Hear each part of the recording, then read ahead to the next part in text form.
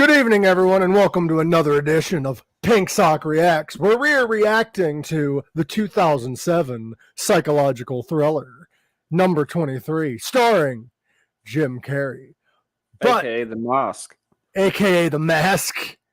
But until then, we'll see you soon.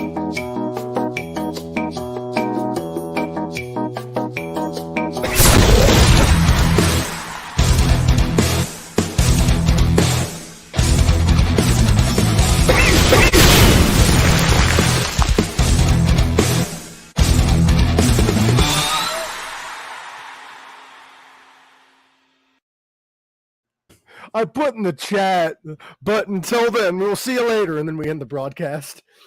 Yeah. So the intro almost stopped up then, too. But we are going to be reviewing today the 2007 psychological thriller starring Jim Carrey. This movie, I saw it years ago for the first time. Yeah. And I loved it then. I fucking love it now. I'll just say this now and throw that out there. For those of you wanting to watch this movie and seeing a typical Jim Carrey film, that's not what you're fucking getting. That is not what you're going to get. This movie, fun little side note, this movie was written by Fernley Phillips. It was directed by Joel Schumacher, who also directed Batman Forever. Oh, nice. So this is the second movie with Jim Carrey in a Schumacher film.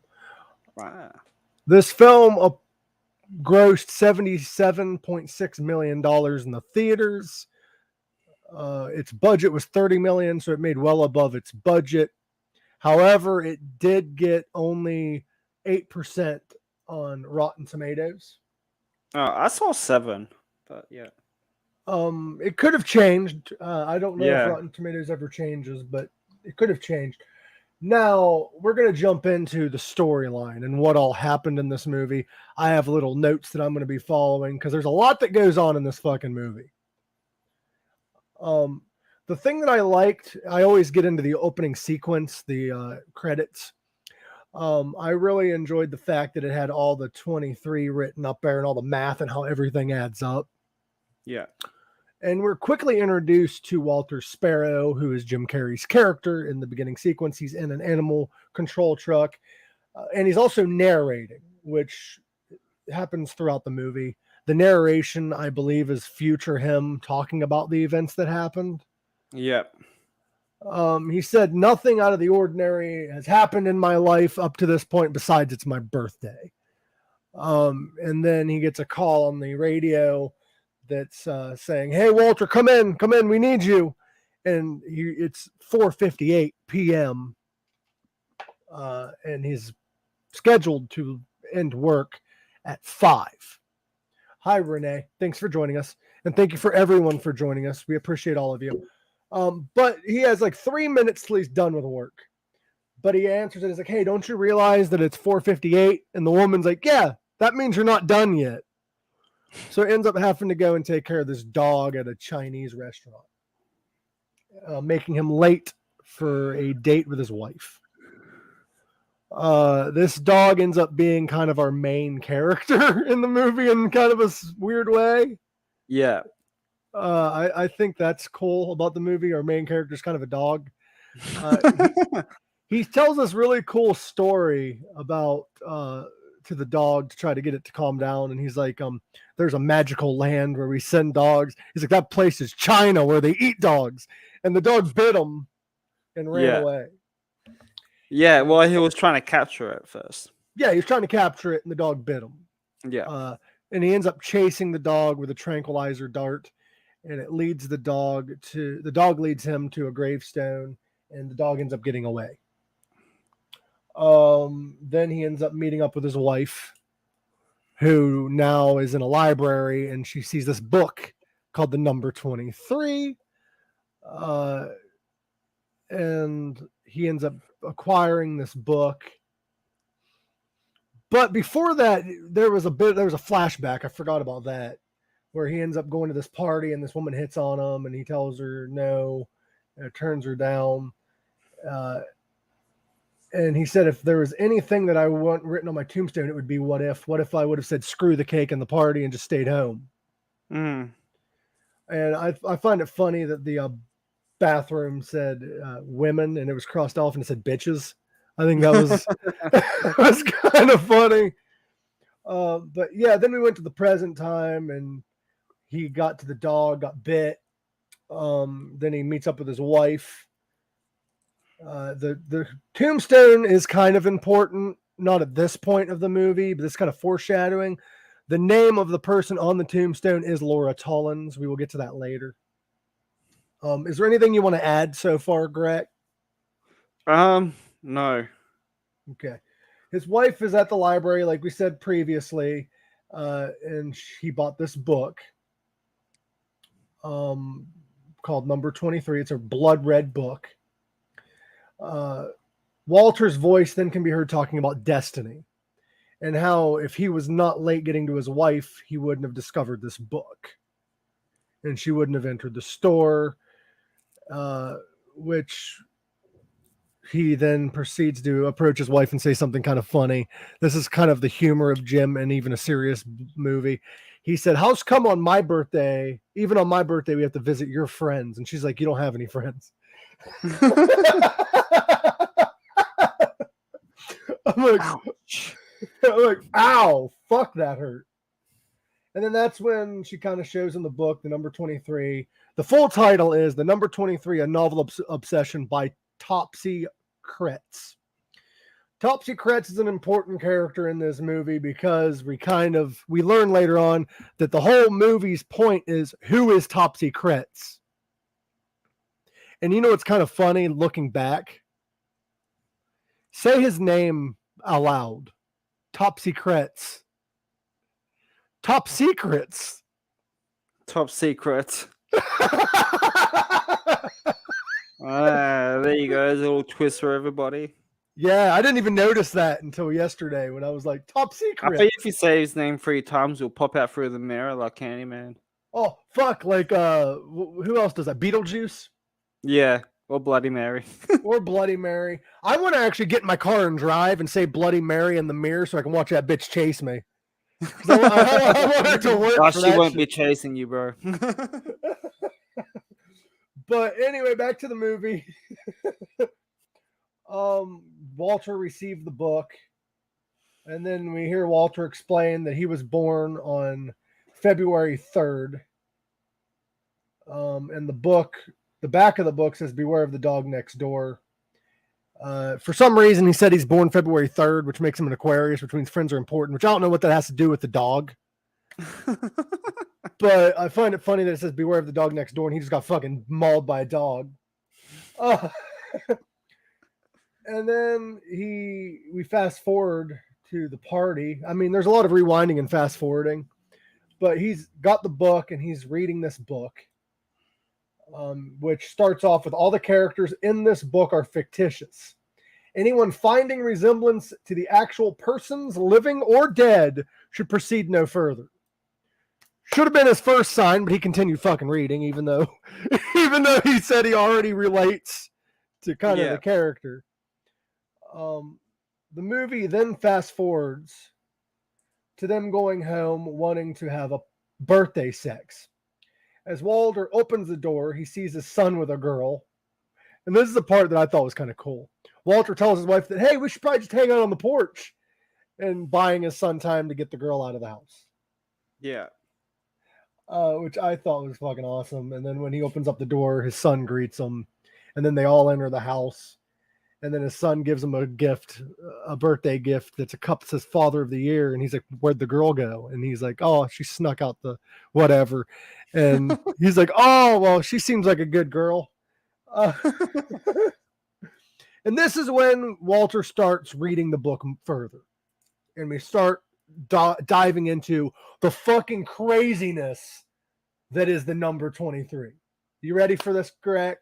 I'm ready. Are you ready? I'm ready. For the millions watching at home, oh, let's get ready to watch it. Walter started reading the book. Chapter 1 starts off with, You can call me Fingerling. You can call me Fingering. No, you can call me Fingerling. I'm gonna start using that term now. Your name's Fingerling? No, next time I get laid. I'm going to give you a Fingerling. Yeah. But it starts off, Jim Carrey is reading this book, and the main character of the book's name is Fingerling. He said, it's not my only name. It came from a book I read as a child, Fingerling at the Zoo. I remember that part, yeah. Now that we made it sexual, that's fucked up. But he said, Fingerling at the Zoo. Paper flap long gone. I don't know what the fuck that means, but paper flap long gone. It had the green hardback cover and mottled texture. It was probably my very first book. Funny, I can't recall what the book was even about. But the only thing I remember was the name, Fingerling. I wish it was mine, so now it is. Very creative writing. And then the movie goes to the next day, February 4th. And then we see that painting of the dogs playing cards, and then it zooms out, and he's at a therapist. And apparently he needed to seek therapy because he got bitten by a dog because it's company policy. But the psychologist gave him a clean bill of health, which was good. But the therapist did ask him, what would you do if you saw that dog again? He's like, I'd probably fucking run him over. But she's like, I'm just joking. And then he ends up reading chapter 2. And this is kind of a part of foreshadowing. We'll get to that later. Did you notice some of the foreshadowing in this movie, Gorak? Yeah. Chapter 2, imagine me, if you must, as someone you once knew. Someone perhaps you liked. Or better yet, imagine me as you. As a kid, I was at the top of my class, not because I liked studying, but because I realized that an education was my best shot at getting out. See, the stork dropped me in a small dust bowl of a town. There wasn't anything wrong with it as far as boring towns go. So he starts describing his life. He starts describing how he always felt alone, how he had no friends, how his dad was always busy and was always distant because he was an accountant, but numbers were his life. So he wanted him to take over the business, but instead he wanted to become a detective because of detective comic books that he had gotten, and his mom was happy on his 8th birthday when he said he wanted to be a detective and not an accountant like his dad. But he said that there was a fence into Widow Dobkin's yard where he could see. And he said that one day the Widow Dobkins was found dead. And a dog, the neighbor's dog, led him to Widow Dawkins, widow. And the widow is dead, so he wanted to investigate further into how the Widow Dawkins had died. And his 8-year-old mind raced. He was trying to figure out how the Widow Dawkins died. So Detective Fingerling was born. Is there anything that I'm missing at this point? Keep going. You have a better memory than I do, and I've only watched this a couple of hours ago. Well, I kind of wrote down everything, but I don't feel like reading directly everything on the air. Yeah. But pretty much that's what happened. The Widow Dawkins died. So now we're trying to figure out who killed the Widow Dawkins in the book. We then enter the real world where Walter is still reading and his wife greets him. He tells her he will clean up all the mess in the room because he has a mess at this point, but asked what she thought of the book. And when he tells her that the book has mirrored his own life, she calls him crazy. And he's like, well, there was a dog next door. I had a dog next door when I was 8 years old. My neighbor was like a mom. The neighbor was like a mom to him that passed away as well.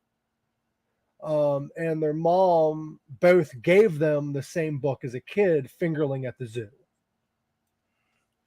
His wife just thinks he's crazy at this point. His son notices the page he's on and asked who the woman was on the page. Because he was on that page and there was a woman on that page. and his son just happened to see the book in his hand. And that's when we get introduced to Fabrizia. And then the movie cuts to a scene with Fingerling, which looks like Walter, but Fingerling with all these tattoos, and the love interest named Fabrizia, and they're having a fling. Then we flash to Walter in his bed with his wife, looking at the book, unable to sleep. Now we're on to February 5th. Walter is on a bench at the park now, because it cuts to him at the park, and he's reading the book some more. He's now in chapter 5, where he meets the suicide blonde. Yeah. Now it's not Walter reading the book. We're seeing the book take place like in scenes. This is when Walter, and I'm going to kind of summarize right now. Walter meets this blonde who's trying to commit suicide. He's a detective at this point. He's trying to get her to not commit suicide. And he said, if you come down here and talk to me and I can talk you out of suicide, if I'm not able to succeed, I will put a bullet right in your fucking head. It's pretty much what he told this blonde. So she comes down and he said, it's my birthday. You don't want to make it awful. He pretty much made it about himself. He tells her that everyone ends up messing up the noose anyway. So she came down. They had a cup of coffee. She explains how she was a good person. Now she's a bad person. She then shows him how the number 23 has ruled her world. Which she explained that her father committed suicide because he didn't want her to inherit the curse of the number 23, which didn't work because now she's obsessed with the number 23 and how it is everywhere, and it is the answer to everything, and she just wants to break this fucking curse. And he didn't understand it. Fingerling did not understand it. All he could muster out was to ask her if she wanted more coffee. That sounds like you, Gorak, in an awkward moment. Would you like some coffee? Yeah. Then we see Walter. He's pacing around reading the book. Then we go back to the book world where the main character is trying to just keep her talking. He told her the story about his Uncle Charlie, who read the stars, and that he was going to fall in love with a girl in red. He ends up falling in love with a girl in red that he found. They broke up or divorced, but he continued chasing the girl in red, which that story kind of mirrored how she's chasing the number 23, I guess. But the girl asked what I asked. How's that supposed to help, and what's it got to fucking do with anything?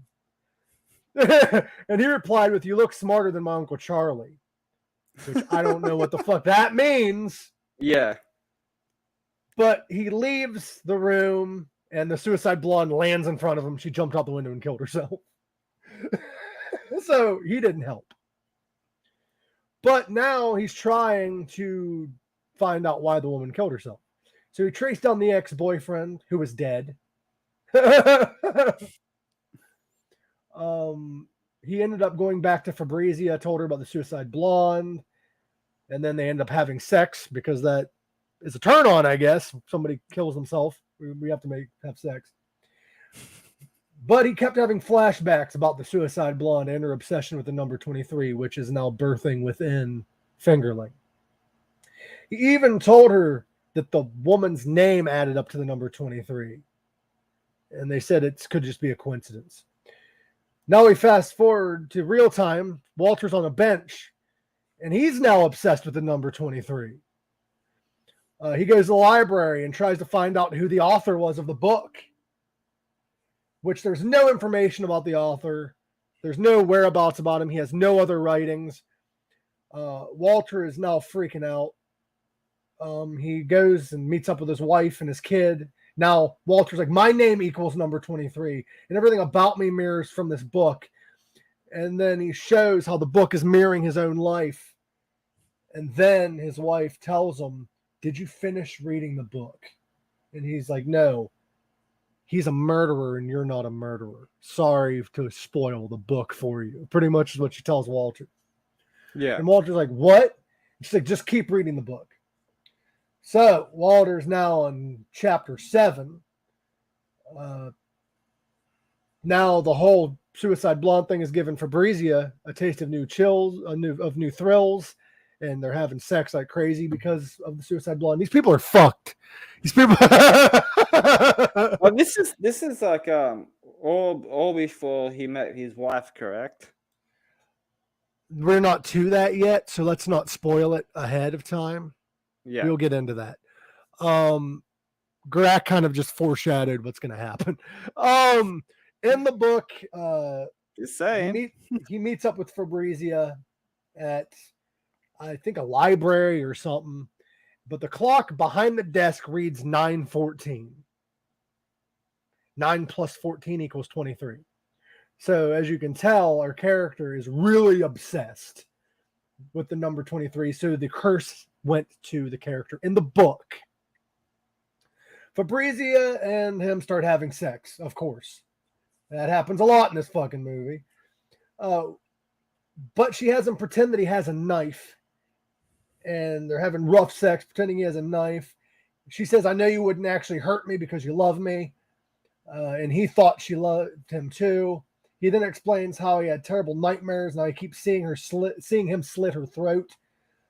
And then it cuts over to Walter in bed, and he sees a reflection of himself stabbing his wife or someone. He then leaves the room with the book in hand. He starts counting shoes and spiraling out of control. His wife has 23 shoes. Why do you need 23 shoes? He's freaking the fuck out at this point. So the number 23 curse is spread to him. Yeah. The next day, February 6th, Walter is sleeping on the couch. His wife covers him up with a blanket. He notices on Walter's arm the number 23 is written all over the place. She appears concerned and makes a phone call to Isaac, who is a therapist that she knows. In the next scene, Walter meets with the therapist, Isaac, who explains the book to him and how the obsession for the number 23 isn't too uncommon or any obsession with any number. The teacher then tells him the reason why for the obsession of the number 23 is because 2 divided by 3 equals 0.666. It's actually 0.66667, but we're not going to get into that. Basically, it's an unlucky number with an unscientific reasoning. If you're looking for the number, you will find it. With any number, you will find it. But Walter continues reading the book because it's mirroring his life. The next scene, we see Fabrizia and our character having sex again. But this time, he's freaking out. He's like, do you know how many shoes you have? Which is not something you say during sex. You don't look the woman in the eye. That's a big turn off right there, man. Yeah, it is. You know how many shoes you got? Like looking her in the eye. Yeah. Like that would end sex right away. Yeah. But Walter remembers that he was counting shoes as well. And now the book is even mirroring his obsession with the number 23 and shoes, I guess. He must have a foot fetish. Now, the character in the book is imagining himself killing Fabrizia in his dreams. And he seeks therapy to tell him that the number means nothing, like our main character, like Walter did. So this is fucking weird how it's mirroring his life. But it's the therapist in the book says if you look for it, you'll find it. He quits being a detective temporarily, and Fabrizia isn't impressed with him anymore because he's not a detective anymore. He's not interesting anymore. So he quits. He almost leaves Fabrizia. Fabrizia thinks he's insane, which he starts spewing out a lot of facts about the number 23. I'm not going to say them all, but there's a lot of them. Like Julius Caesar was stabbed 23 times. Hitler died, whatever. I don't know the full thing. Now he says that the curse was lifted from the suicide blonde and went to him. And the therapist offered to talk to Fabrizia for him. So like Fabrizia don't want to talk to him. The therapist talked for him.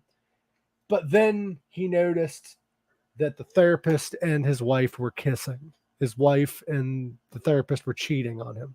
Which then Walter starts getting suspicions that his wife is cheating on him with the therapist that his wife set him up with. This is when shit gets really fucking crazy in the movie, man. So, now in the book, Fabrizia and the therapist are having sex in the woods and is nearby watching. Because he likes to watch. He's a watcher. He's a looker. Now we're in the real world where Walter walks in the living room and discovers blood on his hands. He goes in the bedroom where there's a bloody knife next to his wife, and he lifts it up and his wife's dead, and then he wakes up from a dream. So this book is really fucking affecting him. So in order to save himself his marriage, he ends up leaving a note and going to a hotel. He goes to King Edward's Hotel. He ends up getting a room, which he then asks the guy, why can't I get room number 23? He says, because the plumbing's fucked up. He says, I'll get it anyway. So he ends up staying in the number 23 room. He ends up continuing reading the book, which he's now on fucking chapter 22. This dude he's binge reading this fucking book, bro. But the book that he's reading, in the book he's reading, the therapist found Fabrizia stabbed to death in her room, which he gets arrested. And we see fucking Fingerling leaving as well, but the therapist gets arrested because his hands are on the knife. Now we fast forward to Fingerling in a room. He's pacing back and forth with a saxophone in his hands, which he then throws at a mirror. And he's going crazy. He stands on the ledge of the window, and then the book ends. And Walter's freaking out, flipping through the fucking pages, blank pages.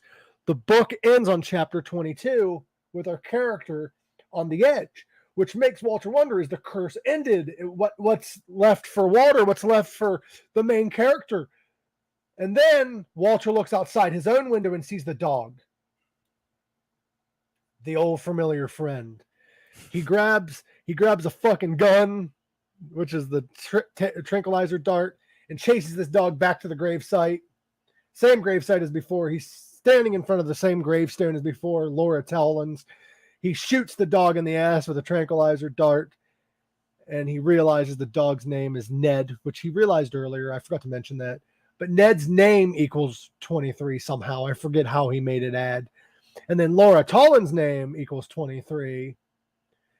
The preacher comes up to him and says, what the fuck's your problem? You shot the dog. That's not what he said. He's a preacher. He was more nice than that. But he said, you shot the dog. And he's like, it's just a tranquilizer dart. And the guy's like, it's my gardener's dog. And the gardener comes like, don't worry, the dog's asleep. The dog belongs to the gardener. The gardener tells him that the dog's nickname is the guardian of death. The woman died on her 23rd birthday, whom there is no body for. They never found the body, the priest continued to say. Walter goes home where the therapist is there with his wife. He then shows them both. He doesn't give a fuck that he's with his wife. He doesn't. Walter doesn't give a shit. At this point, he wants to find out what the hell's going on. So he apparently found news articles about this woman that was killed, and how this guy was arrested for it because his fingerprints were all over the butcher knife. So he ends up going to the jail where Kyle Flinch is, the guy that murdered this woman. Have a great day, Renee. Where this guy murdered the woman, so he went to the jail to visit this guy. His name's Kyle Flinch, which that's got to be top secrets, because everything in the book mirrors exactly what happened. So he ends up going, and this is fucked up because he thought the book was a warped confession from Kyle Flinch. Well, when he goes to the prison, Kyle Flinch says that he was framed for the murder. He informed Walter that he didn't write the book, nor did he commit the murder. So the real author is out there somewhere. Is he the murderer or is he not? Walter ends up finding out that his name does not equal 23. That means he can't be involved. So his son's like, hey, I found a P.O. box address at the end of the number 23 book. His son's in on this shit. So he's making his son go fucking crazy. So he ends up mailing 23 boxes of foam peanuts to that address, and he just waits for somebody to pick it up. It ends up being this older guy. He approached the old guy. The old guy's like, you're alive? Which is kind of a weird reaction from somebody you don't know. Yeah. And the old guy lays there and slits his throat. after they tackle him. Yeah. And then the guy ends up dying. Walter ends up calling his wife on a payphone to find out what happens to him. He says he's dead. I'm sorry, whatever. But his wife failed to mention that she had information about the guy. She had all the information about him. The guy is a psychiatrist. Dr. Sirius Leary was his name. And she decided to try to find answers. So Walter continues reading the book, trying to solve the crime himself through parts of the book. His wife enters the institution to find the answers. Walter is trying to solve it. Like I said, he circles around every 23 word. I'm trying to explain the best I can because there's a lot going on back and forth. I'm not talking in circles. There is a lot going on back and forth. If you watch the movie itself, guys, it goes back in circles all the time. Yeah. So we see his wife is at this institution. Walter's trying to figure it out through every 23rd word. She ends up going through all this paperwork to find out why this guy killed himself. Walter ends up solving this puzzle, kind of. But his wife, it goes back to his wife, and his wife is in a room surrounded by the writings of the number 23. She finds a case file.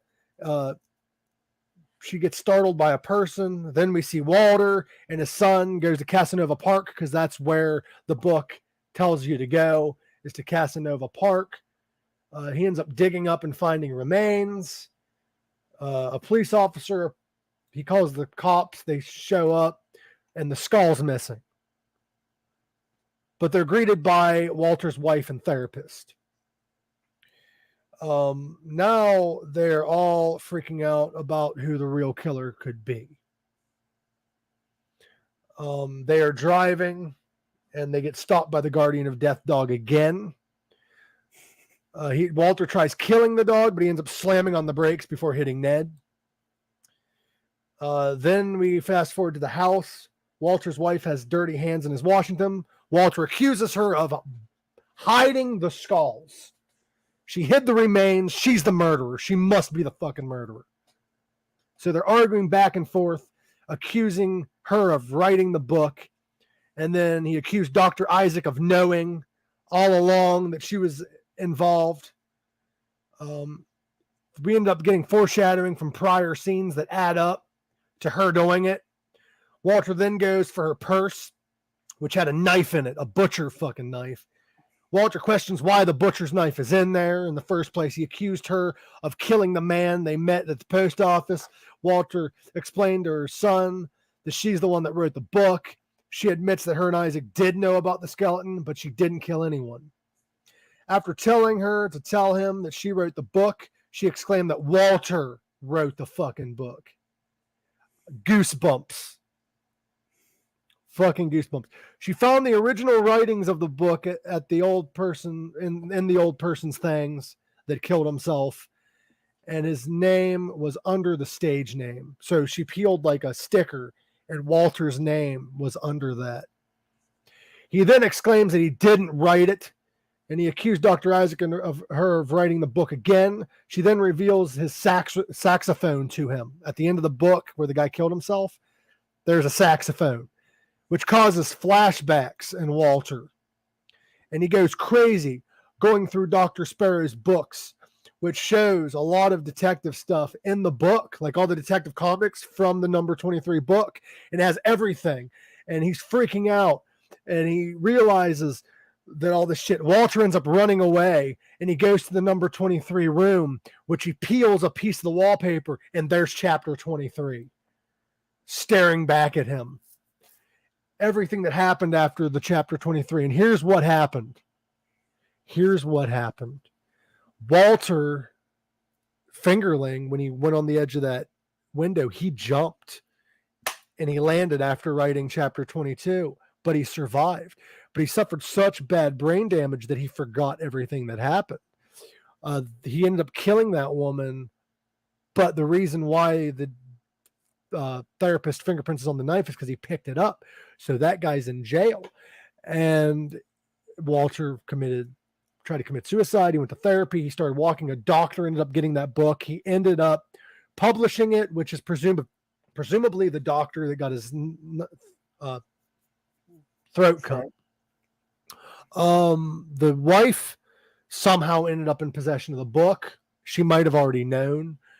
And then Walter is Fingerling.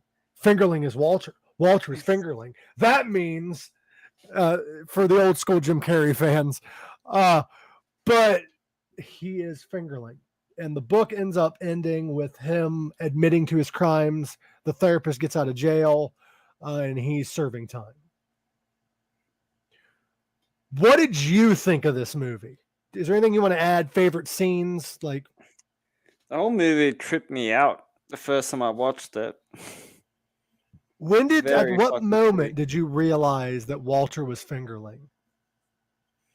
Not until he discovered the book. Like, he ripped off the thing and had his name written on it when his wife was telling him that he was the one. Same, but honestly, looking back, we should have known since the beginning of the movie. Yeah. Because he's the one that the life is mirroring, not anybody else. Like, it's a fucking wild movie.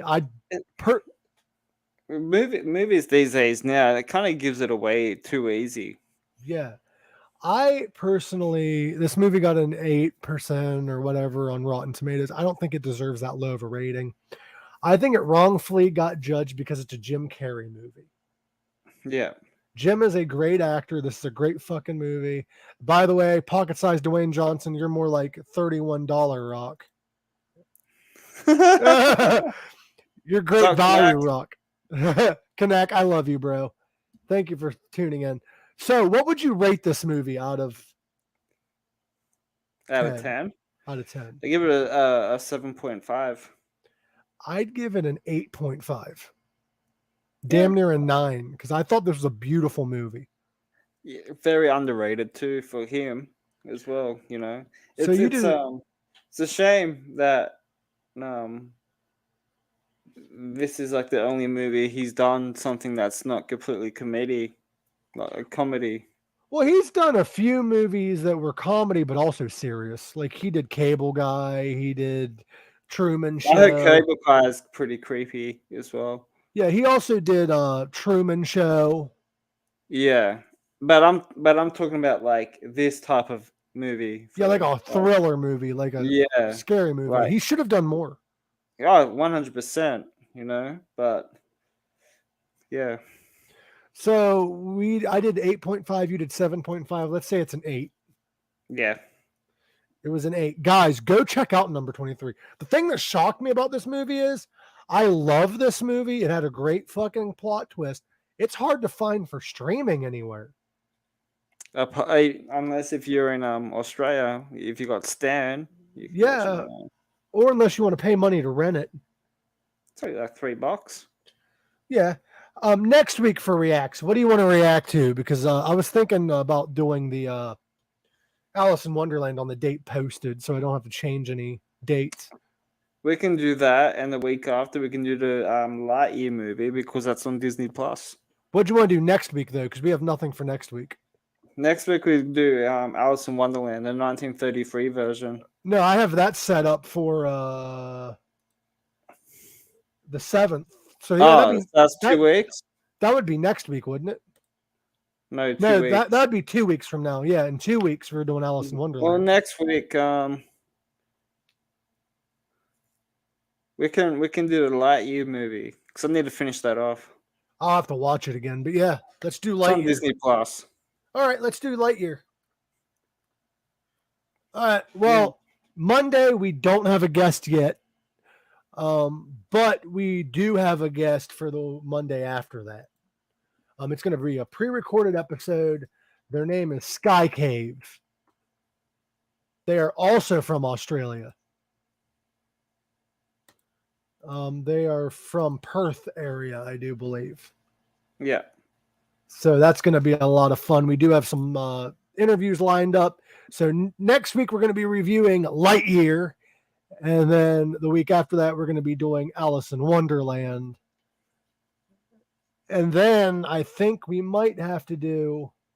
Yeah, that's what I was going to bring up too. I was actually chatting to Connor, the guy at work, the guy that I work with, the one that follows us on Instagram. We're talking about that too. I think he said he's seen it, and he said he loved that movie. Yeah, it's actually listed as one of the best movies ever made.